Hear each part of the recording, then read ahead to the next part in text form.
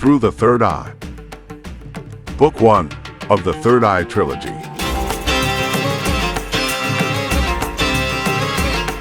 Chapter 11. Paraíso, Paradise, Panama City, Panama. A little over 2 weeks later, at Panama's Tocumen International Airport, Clay and Shali walked outside the terminal to the taxi stand. The heavy smell of tropics filled the air, which was humidity-laden after a late afternoon rain. As they loaded their cases of equipment into the back of the large SUV, Clay called out to the driver. "Marriott Hotel, por favor." The driver acknowledged with, Sí, señor. and they drove out the airport exit ramp. Dusk fell as they roared along the parkway and approached the glittering glass towers of downtown Panama City, the queen of Latin America. Shali slowly gazed over at Clay with the seductive look of a TV wine commercial. She caught herself and snapped her head forward again, as if determined to keep their agreement not to become involved again. After freshening up at their hotel, the two met for dinner across the street. Over their first glass of red wine, Clay said, "Iqbal's guide gave us more than enough leads to easily find this 𝐂𝐇𝐈𝐒. The problem will be getting her to undergo regression. We have to work our way into her trust. Getting close to a Kuna Indian would not be easy for a Panamanian, let alone for an American gringo. So how do we break the ice? Maybe I'll play to Kuna history. The Kunas have always been a fiercely independent people. 500 years ago, Spanish conquerors testified to the ferocity of the Kunas in their reports to the king. The Spaniards were never able to totally conquer them. Then, in 1925, the young Panamanian government was about to militarily crush the Kunas during a rebellion for independence from Panama. But the Americans parked a fleet of naval warships in the San Blas Islands as a warning to say they must show tolerance to the native Indians. I've heard the Kunas have had a slight endearment to the gringos ever since." Clay chuckled. Perhaps they saw the '88 American invasion of Panama to get Noriega as a 60-year-old payback. Shali looked puzzled. That's kind of ironic, isn't it? I mean, did not the Americans almost wipe out entire American native Indian population, take away their land and their way of life?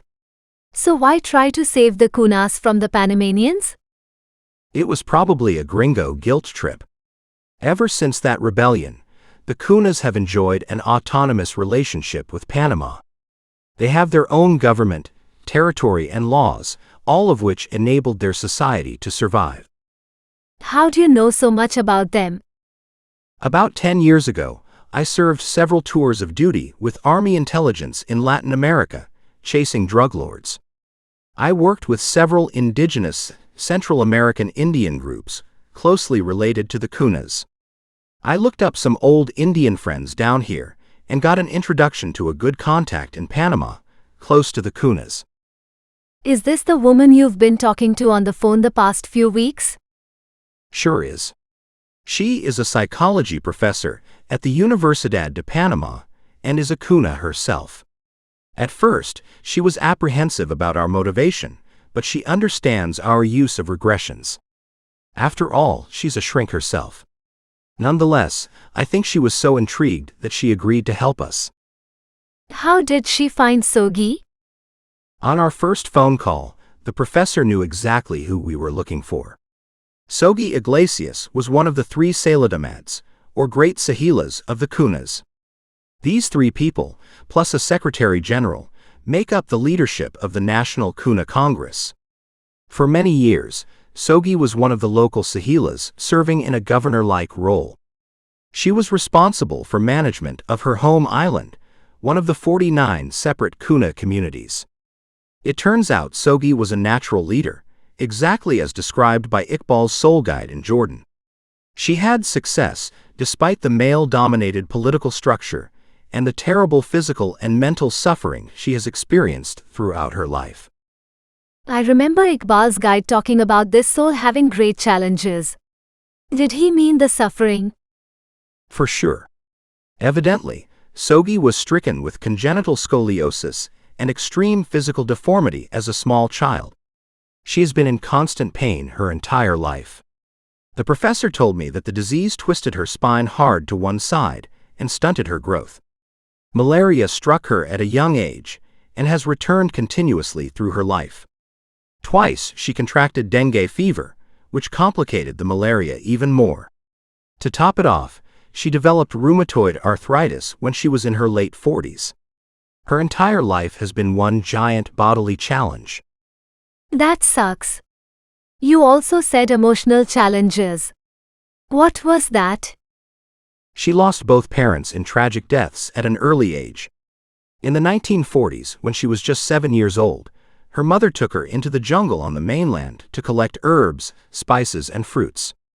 Suddenly, 𝐂𝐇𝐀𝐏 was attacked by a young jaguar. Her mother fought off the jaguar, but she was brutally mauled to death in front of 𝐂𝐇𝐀𝐏. 𝐂𝐇𝐀𝐏 survived, but evidently, the traumatic images of that attack give her nightmares even today. Yowza. It gets worse.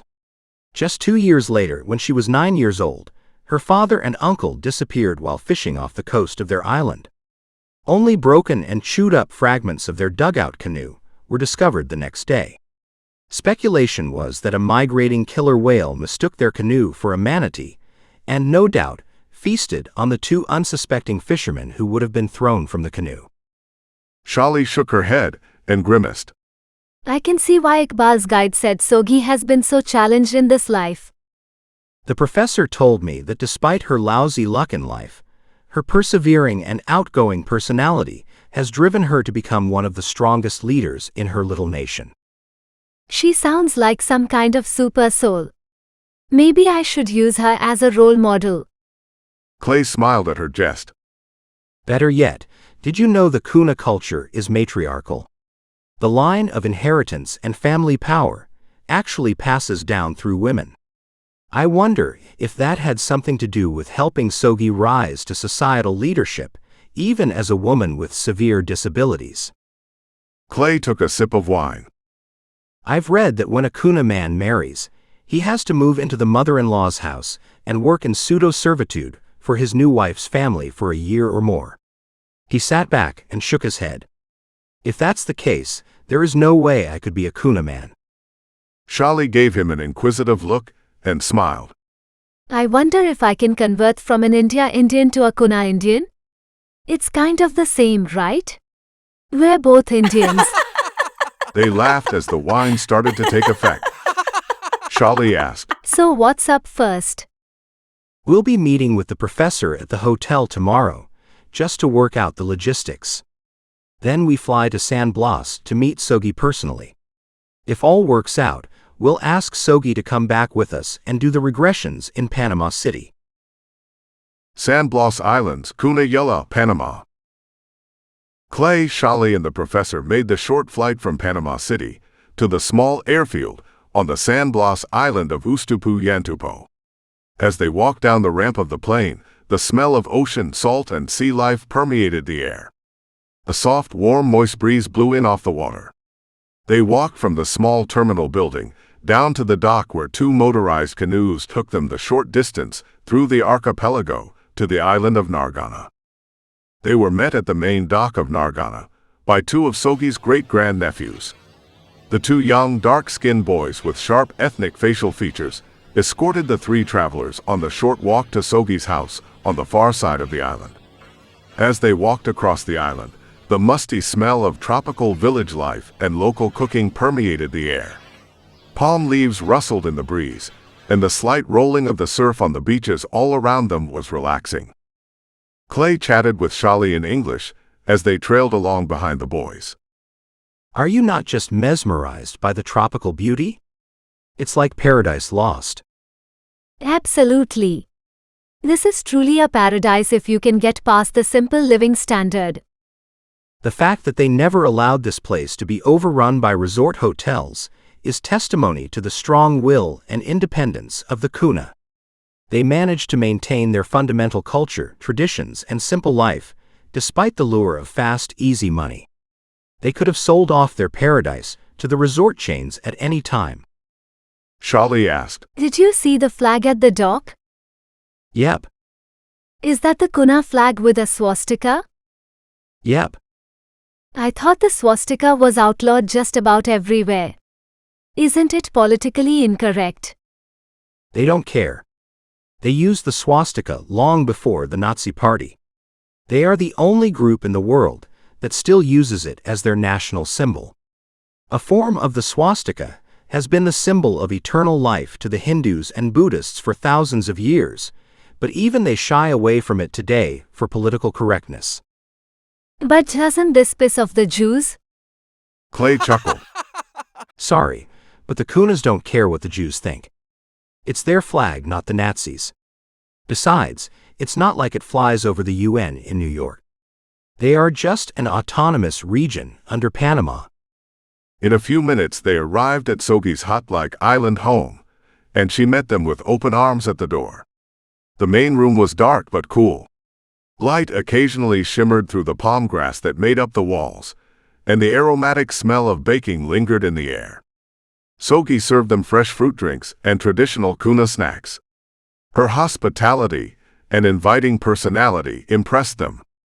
After some Latin-style chit-chat to get acquainted, they finally got around to talking about why they were in San Blas. The professor opened the discussion and reviewed what Clay and Shali wanted to do with the regressions. Sogi sat back for a few minutes to absorb what she had heard and what she was being asked. The long pause was accentuated by rustling of the palm leaves above the island home and the lapping of the surf in the background. A waft of a neighbor's cooking drifted through the air. With narrowed eyes, Sogi looked at her two gringo visitors, alternating one to the other. Clay and Shali glanced at each other and knew this was a pivotal moment. Slowly, Sogi focused intently on Clay and spoke in her Kuna-laced Latin Spanish. Senor, so you will put me to sleep and talk to my soul and my soul's ancestors. She slowly looked up at the ceiling and then turned her head toward the window. Quickly looking back to Clay, she continued. Well, I suppose it won't kill me. But you don't want me to remember. Your technique means I will not remember anything. If I allow this, will you tell me about my past lives when it is done? Clay responded in clear, concise Spanish, although it was laced with a slight gringo accent. Normally, we do not allow someone to remember their regressions. There may be terrible things that happened in a previous life, and it could be difficult for you emotionally. Later, perhaps we could. Mi amigo, Sogi cut him off abruptly, yet politely. look at me. I am an old woman and have had a painful, crippled body for as long as I can remember. And you are telling me that remembering some bad past life may be difficult for me to tolerate emotionally? She laughed out loud, and then, still smiling, lifted a disfigured finger that had been twisted by years of arthritis. If I see former lives, no matter how good or bad, it cannot be more difficult than this life. See?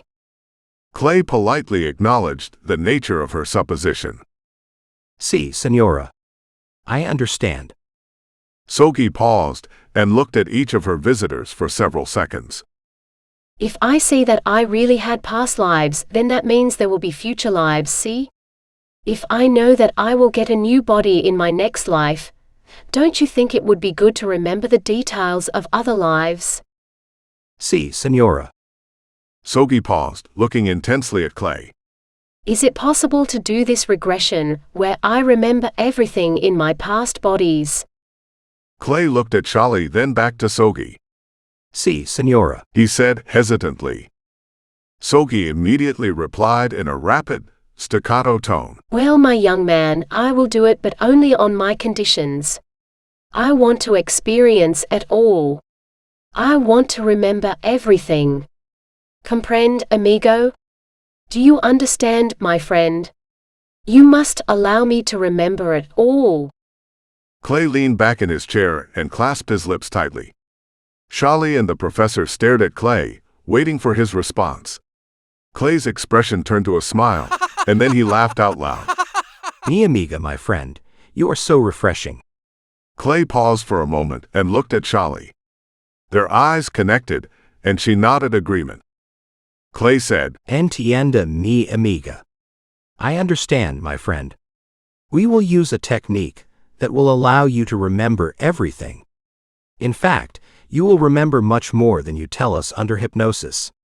After the session, even more of your past memory will come to you. But you have to promise me that if you remember something significant after the regressions, you will record it and tell us.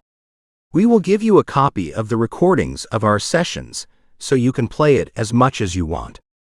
This might help you remember even more. But we do ask you to keep it all secret until we find what we are looking for. Although, if you remember your life as a beautiful hot young woman in Madrid, you don't have to tell us those details. He winked at her. At that, 𝐂𝐇𝐏 leaned back as best she could in her distorted body and let out a huge roll of laughter. On the contrary, my son. If I experienced a good time as a beautiful hot young woman anywhere, I will tell everyone. And I will tell everything. All four of them laughed together. The bond was complete. They joined in more afternoon snacks and finished the day with a round of thick, sweet, black Panamanian coffee. For 2 days, they stayed in a small lodge on the island and enjoyed the company of 𝐂𝐇𝐏, her family and friends. Then the three of them, including 𝐂𝐇𝐏, took motorized canoes back to the neighboring island airfield and flew the domestic shuttle plane back to Panama City. Panama City, Panama. After checking 𝐂𝐶 into her room at the Marriott, they all went to the hotel suite that was set up as the regression lab. To relieve any anticipation for the next day, 𝐂𝐶 agreed to go through a short practice hypnosis session. Coming back to full consciousness, 𝐂𝐶 smiled contently and said, Mi amigos, this hypnosis is like sitting on a Nargana beach, watching a beautiful sunset. Shali smiled with the look of a romantic and asked 𝐂𝐶. Do you watch the sunset on the beach every night? With glowing smile, 𝐂𝐶 responded. No, in San Blas, we are hypnotized by the sunset every night. The next morning, Shali went to 𝐂𝐶's room and escorted her to the regression suite. Clay helped 𝐂𝐶 settle into the lounge chair and hooked her up to the assortment of regression paraphernalia. As 𝐂𝐶 fidgeted with the pulse pads and goggles, Clay went through the formalities. Today, we are going to use a special procedure that we normally do not use. After the session, you will remember everything you saw and experienced in the regression. Do you understand this? See, I do. She responded, and then began to play with her headphones. Please follow our instructions closely during the regression. You will be fully cognizant, even though you are under hypnosis.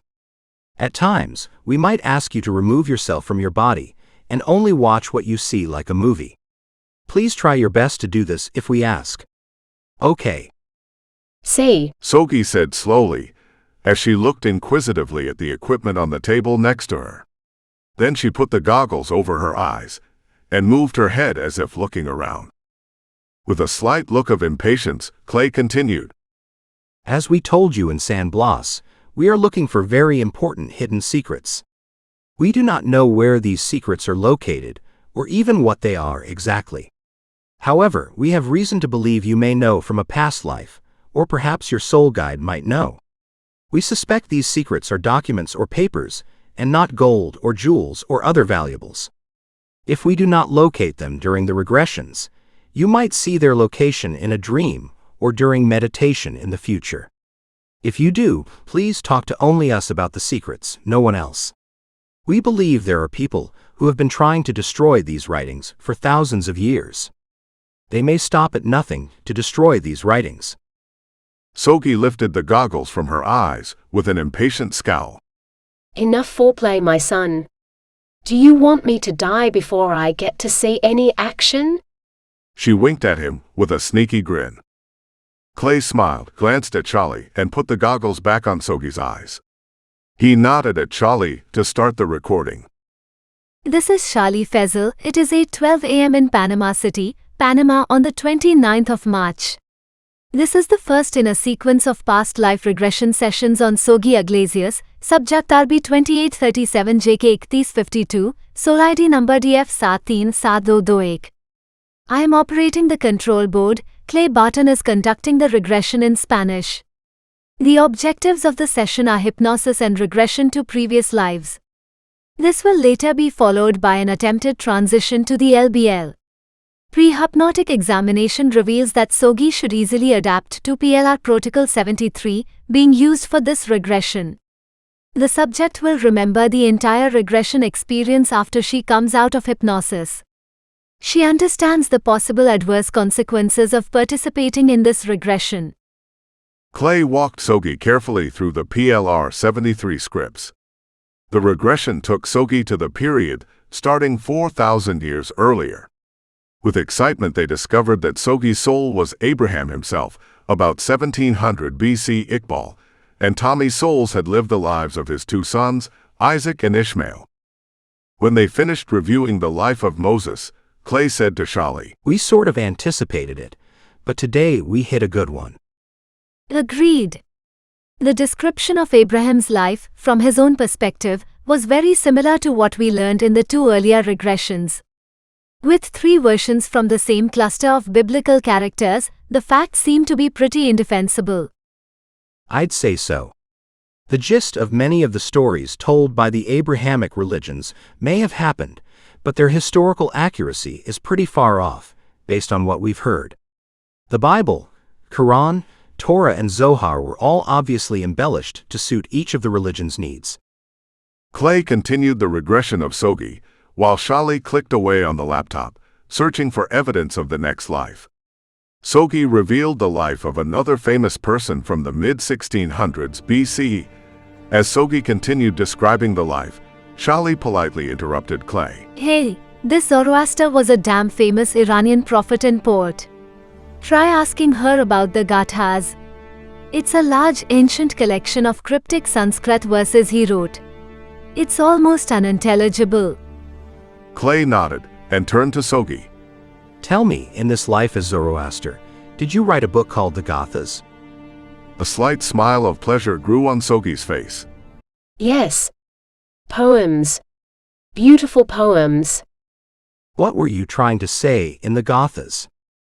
The truth of the creation, the sun, the moon, and the stars. The creator, the light, the power of one, the universe.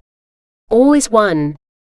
Where did you get this knowledge, and how did you learn this truth you wanted to bring to others? The creator.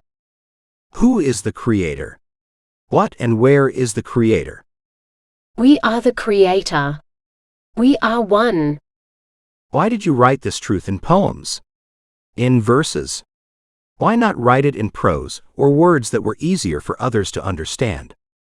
I like poems, it sounds better. Shali gave Clay a quizzical look and then lifted her hands, palms up, and whispered a Homer Simpson-like, "Doe." Clay smiled sheepishly, then continued with 𝐂𝐇𝐈𝐒. The words in the Gathas sound confusing, like a puzzle. Did you write like this on purpose? There was a long pause with no response. He nodded to Shali, who shot a long micropulse to the third eye pulse pad. No response came after several more prompts and micropulse shots. Clay continued with the uneventful regression of the life, and then moved to the peaceful death of Zoroaster at an old age. While letting 𝐂𝐇𝐈𝐒 rest and reminisce about that life for a few minutes, Shali said to Clay, Do you think the Gathas are secret encoded messages this soul pod has been writing about for millennia? Like Jabir and Ezra Pound's the cantos? If it is, and assuming we find these writings, how in hell are we going to be able to decode it all? It could all be related. And to be honest, I'm not sure how we'll ever decode any of it. Shali looked back at the laptop and said, After Zorro, an entire ancient religion called Zoroastrianism spun off, almost like a cult. It was evidently significant because it was formative for many modern religions. It established the single god theory and kind of broke people out of worshipping bunches of gods, like the Greeks and Persians who worshipped several gods like Zeus, Athena, Apollo, Neptune and such. Zorro here led the change to just one god. But even though it had more initial influence than any other religion, it was nearly wiped out by a big Islamic expansion in Iran. If you don't agree with it, crush it, huh? Clay nodded, and then moved on to the next life. Another home run incarnation came with the life of Moses himself around 1300 BC. 𝐂𝐇𝐈𝐒's soul described the details of her life as Moses, while Clay whispered to Shali. 𝐂𝐇𝐈𝐒's soul lived as Aaron, Moses' brother. Tommy's soul was Miriam, Moses' sister. More proof that this soul pod reincarnated together. Shali replied. Exactly. 𝐂𝐇𝐈𝐒 reiterated what Tommy's and 𝐂𝐇𝐈𝐒's souls said about Moses and Aaron not parting the Red Sea or turning the ocean to blood. They did not start famines or cause disasters. Moses just took advantage of the opportunity to claim credit for anomalous natural events. The historical rumor mill put the magic into their powers. Clay turned to 𝐂𝐇𝐈𝐒. Why did you deceive the Pharaoh with these natural events? 𝐂𝐇𝐈𝐒 laughed out loud. That Pharaoh was so gullible, so naive. Clay probed further. As Moses, did you have any prophetic, magical, or superpowers? The soul's reply was rapid, blunt, and almost sarcastic. Are you kidding me? Clay and Shali looked at each other and quietly laughed. Shali whispered. She is using the same direct, spontaneous language as Tommy's soul. His soul must be rubbing off on her. Very likely. Clay whispered back. Think about it. If people hang around together, they often pick up similar mannerisms. It's probably the same with soulmates. They proceeded to review 𝐂𝐇𝐈𝐒's next past life as the Queen of Sheba. It was not surprising that 𝐂𝐇𝐈𝐒's soul had incarnated as the Queen of Sheba to be with a soul pod mate of King Solomon. 𝐂𝐇𝐈𝐒's detailed description of her passionate sexual liaison with Solomon was not surprising to Clay or Shali, considering her current life's experience.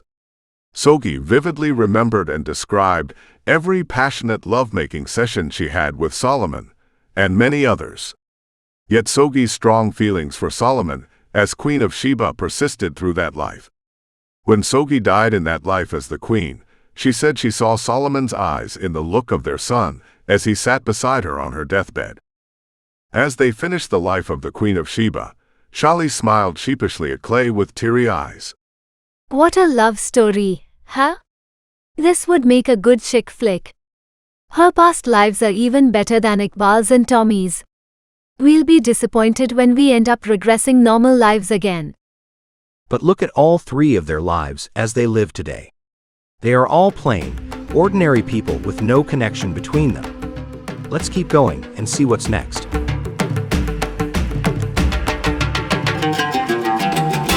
End of Chapter 11.